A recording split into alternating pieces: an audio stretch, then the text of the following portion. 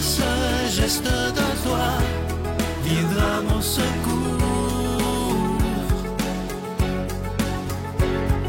Viens semer dans mon âme le grain de l'amour. Je traverse un désert et je meurs de soif. Montre-moi le mystère qui garde la foi. Bon lundi, bienvenue à votre émission La Victoire de l'amour. J'espère que vous allez bien. Nous sommes à 2 semaines de Noël. Ça s'en vient très, très vite. Et je sais que, parce que je lis tous vos messages, bien entendu, et je sais qu'il y a beaucoup de gens présentement à 2 semaines de Noël qui vivent une angoisse épouvantable parce qu'ils vont avoir des soupers de famille, des soupers d'amis. Il y a des gens qui veulent pas voir. Il y a eu des chicanes dans l'année. Ça arrive dans toutes les familles et tous les groupes d'amis. Et là, il y a quelqu'un qui me disait dernièrement, moi, il y a des gens à Noël, il va y avoir des soupers, puis je suis pas sûr que je veux y aller parce que je me suis chicané avec telle personne, puis tati, puis tata. Bon. Et quelqu'un me disait, j'ai vécu quelque chose de difficile dernièrement avec des gens quelqu'un me disait ça, avec les gens de sa famille, et elle disait, je leur ai pardonné, mais pour mon bien à moi, il me semble que j'ai pas le goût de les voir, j'ai pas le goût de me réconcilier parce que ça m'a fait trop mal. Alors que ce soit avec des amis, des collègues de travail, peu importe, il y a une grande différence entre le pardon et la réconciliation.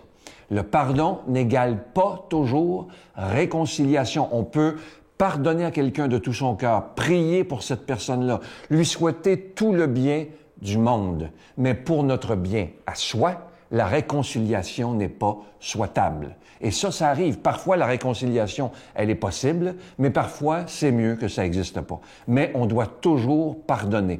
Alors, surtout, ne vous sentez pas coupable si vous avez eu des différends avec certaines personnes autour de vous et que vous voulez pas, pour le moment, les revoir. Parce que, comme je vous le dis, c'est très important. Le pardon ne veut pas toujours dire se réconcilier. Alors, l'important pour Noël, oublions pas ça, parce que si on veut être des chrétiens croyables, comme le disait l'abbé Pierre, si on veut être des croyants crédibles, il faut vivre le pardon comme Jésus nous le demande. Il faut pardonner 77 fois, 7 fois. Ne jamais souhaiter du mal à quelqu'un. Jamais. Ça, c'est épouvantable. Alors, si quelqu'un vous a fait du mal, très mal, vous pouvez dire en votre cœur à vous, Seigneur, je lui pardonne. Je prie pour cette personne-là. Je lui souhaite tout le bien inimaginable. Mais pour mon bien à moi, je préfère ne pas me réconcilier pour le moment ou pour toujours. Et ça, c'est pas mal et c'est pas péché. Parce qu'il y a des gens, il y a des choses qui sont trop difficiles. Mais le Seigneur nous demande, tu veux pas te réconcilier? C'est correct. Mais tu dois pardonner. Et ça, c'est bien important. Alors, commencez pas à vous sentir coupable parce que vous ne verrez pas telle ou telle personne, peut-être dans le temps des fêtes. C'est mieux, parfois, ne pas voir quelqu'un que d'être hypocrite. Oubliez jamais ça. Je pense que le Seigneur aime beaucoup mieux qu'on soit vrai que hypocrite.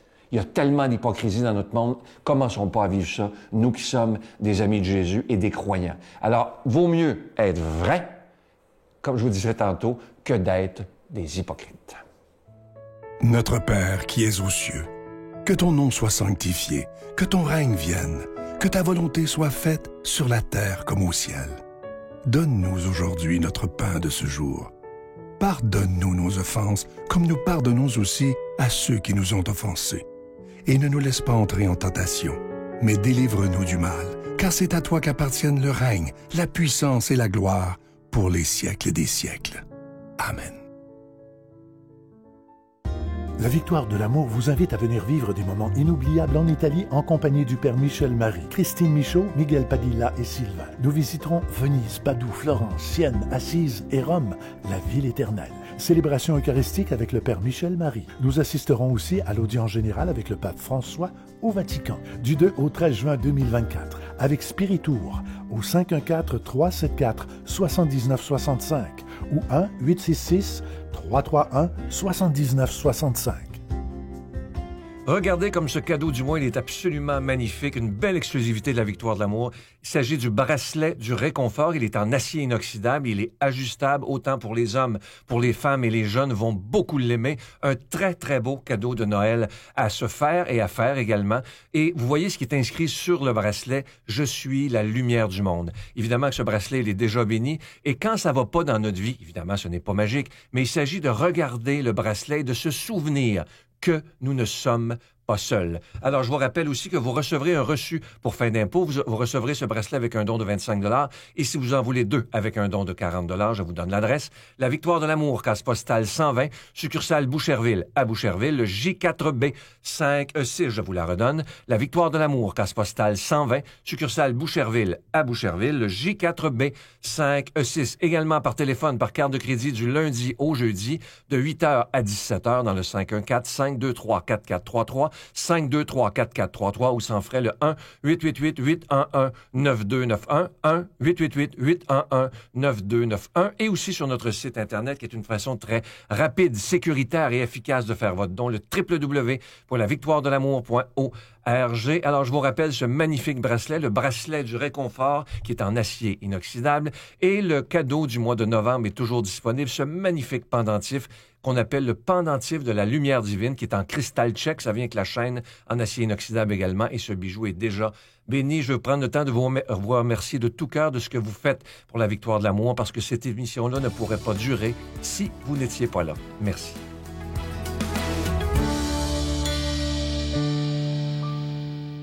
Mon Dieu, donnez-moi la sérénité d'accepter les choses que je ne peux changer, le courage de changer les choses que je peux, et la sagesse d'en connaître la différence. Amen. Je continuerai à croire, même si tout le monde perd espoir. Je continuerai à aimer, même si les autres parlent de haine. Je continuerai à construire, même si les autres détruisent. Je continuerai à parler de paix, même au milieu d'une guerre. Je dessinerai des sourires sur des visages en larmes et je tendrai les bras à ceux qui se sentent épuisés. Oui, je continuerai à croire. Aujourd'hui, la parole de Dieu est proclamée par notre ami, le Père Gauthier.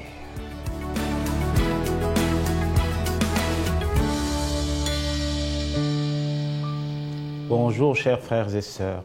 Le texte de l'Évangile qui nous est proposé aujourd'hui, c'est l'Évangile selon saint Luc, au chapitre 5, versets 17 à 26.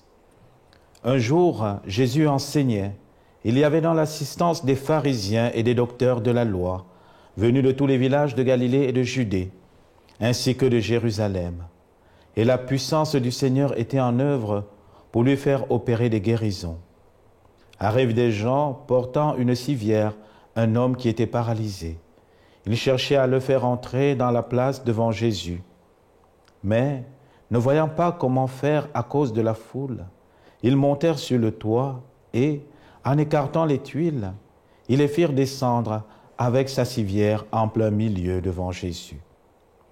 Voyant leur foi, il dit à l'homme, « Homme, tes péchés te sont pardonnés. » Les scribes et les pharisiens se mirent à raisonner. « Qui est celui-là? Il dit des blasphèmes. Qui donc peut pardonner les péchés sinon Dieu seul? » Mais Jésus, saisissant leurs pensées, leur répondit, « Pourquoi ces pensées dans vos cœurs? Qu'est-ce qui est le plus facile? Dire « Tes péchés te sont pardonnés » ou dire « Lève-toi et marche ». Eh bien, afin que vous sachiez que le Fils de l'homme a autorité sur la terre pour pardonner les péchés, Jésus s'adressa à celui qui était paralysé. « Je te le dis, lève-toi, prends ta civière et retourne dans ta maison. » À l'instant même, celui-ci se releva devant eux, il prit ce qui lui servait de lit et s'en alla dans sa maison en rendant gloire à Dieu.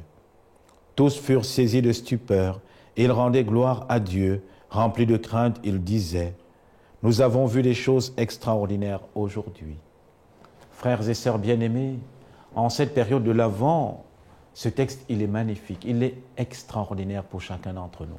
Ouais, c'est Jésus qui opère des miracles et nous savons que nous attendons l'Emmanuel. celui-là qui viendra guérir nos infirmités, celui-là qui viendra ouvrir nos yeux dans les choses dont nous ne voyons pas.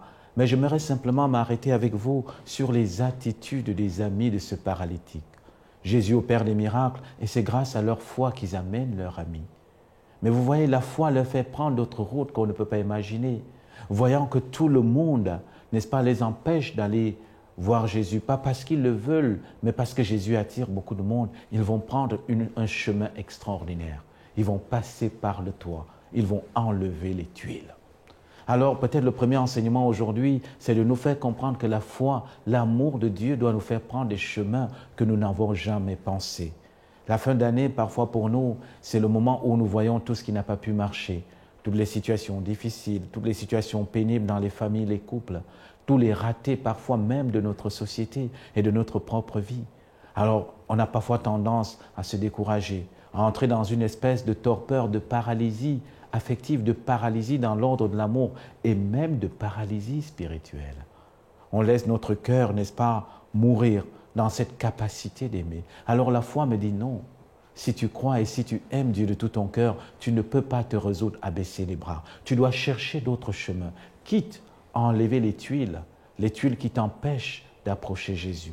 Quitte à enlever les tuiles qui t'empêchent de présenter ce que tu aimes à Jésus. Et les tuiles, nous en savons, frères et sœurs, nous en avons plein. Parfois, ce sont des tuiles de préjugés. Parfois, ce sont des tuiles de grandes blessures que nous portons dans les familles. Vous savez, le côté difficile dans nos familles, parfois on ne se parle pas. Parfois, comme frères et sœurs, on a des chemins qui nous sont séparés depuis longtemps. Et ça, ce sont des grosses tuiles que parfois il nous faut enlever pour présenter ceux-là que nous aimons à Jésus. Parfois aussi, nous avons des tuiles dans nos familles, entre époux et époux, entre les parents et les enfants, même dans nos communautés chrétiennes. Et peut-être l'évangile d'aujourd'hui, c'est de dire, frères et sœurs, cherchons d'autres chemins.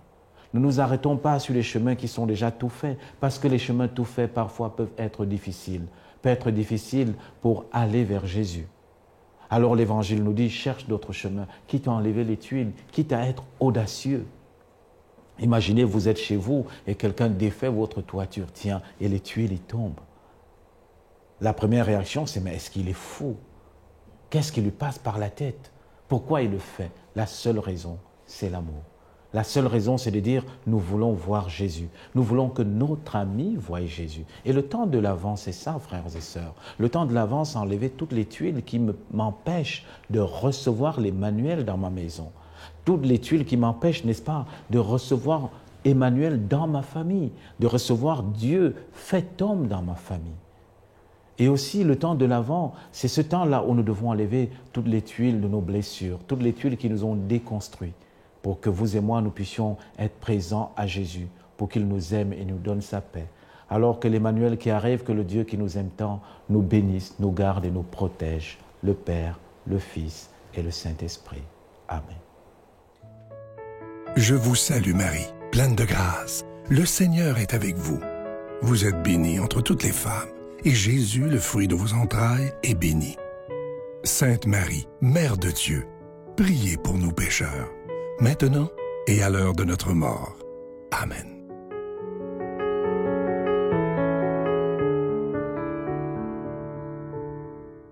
Ce matin, je veux prendre le temps, vous savez, bon, comme je vous disais tantôt, dans 2 semaines, c'est Noël. Je veux vous remercier de tout cœur de ce que vous ferez pour la victoire de l'amour en cette période de Noël. Je sais que pour beaucoup de gens, ce n'est pas facile, mais comme je vous le disais il y a quelques semaines, l'important, c'est pas de se vider les poches, bien au contraire, mais c'est de donner ce qu'on peut afin que ce Jésus, qui est prince de la paix, puisse être annoncé par la télévision, par Internet, par tous ces moyens modernes. Et je pense que plus les années vont passer, plus nous devrons être capables de se dire, nous, on va annoncer l'amour et non la haine. Et ça, c'est tellement important. Et moi, je m'engage avec vous à annoncer cet amour qui veut tellement nous donner une vie en abondance. Je vous souhaite une belle journée et bonne préparation pour la belle fête de Noël.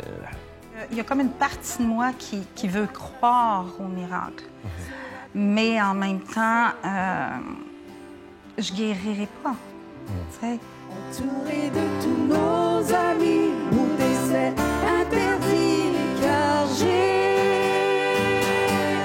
habillé mon cœur.